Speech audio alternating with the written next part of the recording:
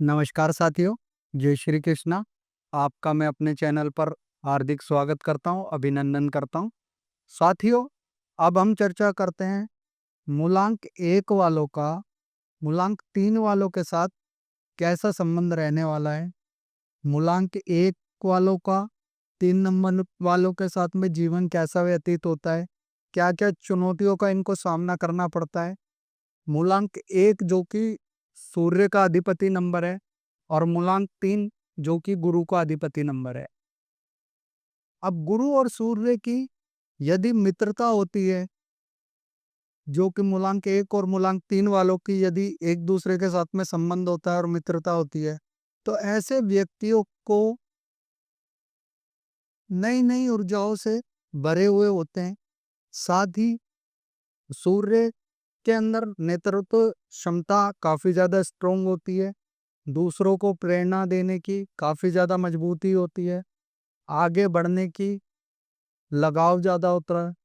Leadership power ज़्यादा होती है और स्ट्रॉन्ग रिप्रेजेंट करने की ज़्यादा ताकत रहती है। और यहीं पर मूलांक 3 वाले जो हैं, वे ज्ञानी होते हैं, ज्ञान के प्रसार वाले होते हैं, सुलझे हुए स्वभाव के होते हैं। अपनी नॉलेज, अपनी बुद्धि से चीज़ों को सॉर्ट आउट करके विस्तार रूप से अच्छे लेवल में चलाने की कोशिश करते हैं और समाज में एक प्रतिष्ठित व्यक्ति के रूप में, एक अच्छी छवि के रूप में अपने आप को साबित करते हैं। मूलांक 1 और 3 वाले यदि साथ में मिल जाएं और इनकी अच्छी पॉजिटिव दोस्ती हो जाए, तो ऐसे व्यक्ति अपने आप को अपनी नॉलेज के अनुसार इतना आगे लेकर के जाते हैं कि इनके इर्द-गिर्द के जो कॉम्पिटिटर होते हैं, वह भी इनसे जलन की भावनाओं से बहने लगते हैं और बदलाव लेने की क्षमता इनके अंदर में ज़्यादा अधिक होती है।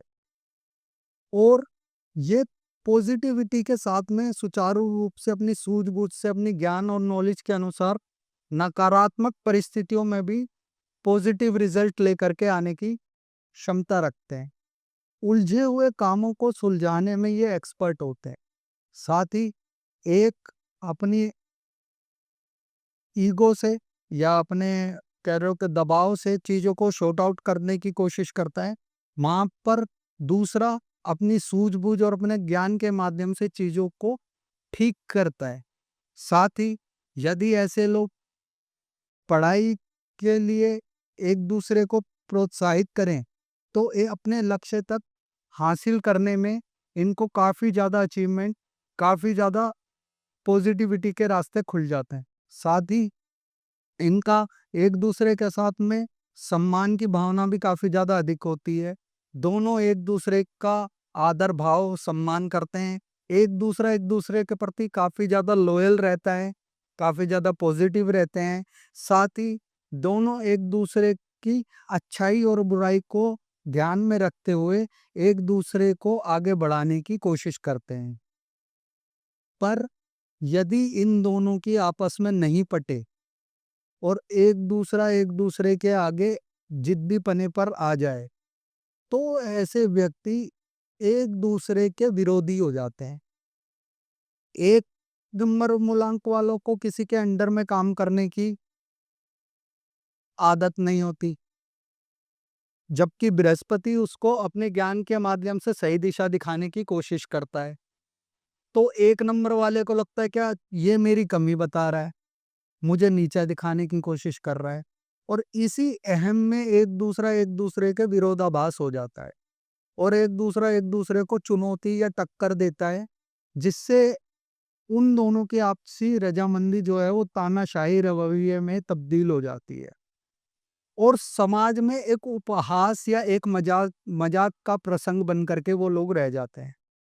साथ ही इन पर एक दूसरे पे लांछन भी लगा देता है कि भाई ये ऐसा है, ये ऐसा है, ये ऐसा है। उससे इनको बचना चाहिए।